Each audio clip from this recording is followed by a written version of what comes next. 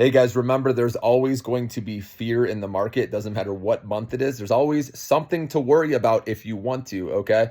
And I know a lot of people at this point, right, want to try to call a top. They want to say we're in a bubble. There's always going to be naysayers. There's always going to be something in the media because there's people trying to short stocks. A lot of people like to do that because you can actually make more money doing that. And so that's why there's always going to be the bull and bear case. But just know, Tom Lee believes this is the beginning of a new bull market. He said it could last till 2035, guys. So if you get caught up thinking about the short-term stuff, you're going to miss out. Remember, when there's skeptics, when there's fear, that's when you want to be buying. And we are in a buy the dip market still, guys, until proven otherwise. So give this market the benefit of the doubt. Stay away from the media. Like I said, a lot of negative press that can easily throw you off your game, manipulation, whatever you want to call it, okay? But just remember, if there are skeptics, if there is fear in the market, that means stocks can go higher, right? It's once everyone becomes bullish at the same time everyone's telling you to buy Uber, Drive, or whatever it is, that's where you want to be cautious. But I still get comments of people that are in fear are still worried, and that means stocks can go higher, guys, okay? So I'm here to help you with the right ones. So make sure to become a member, okay?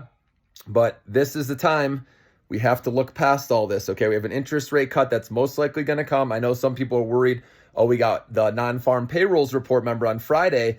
So we know that Powell in his last speech in Jackson Hole signaled policy adjustment, okay, which means interest rate cut.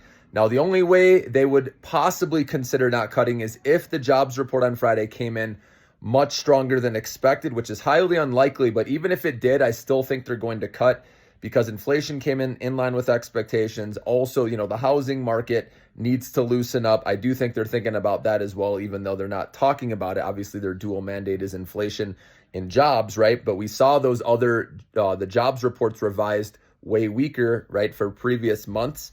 And so I think they're going to cut so that doesn't get out of control, regardless. And so the more stocks dip now, and we saw that yesterday, the bigger a rally we're going to get later is how I look at it, guys, okay? So see through all this short-term noise and just know an interest rate cut helps stocks, okay? It'll get back to risk on.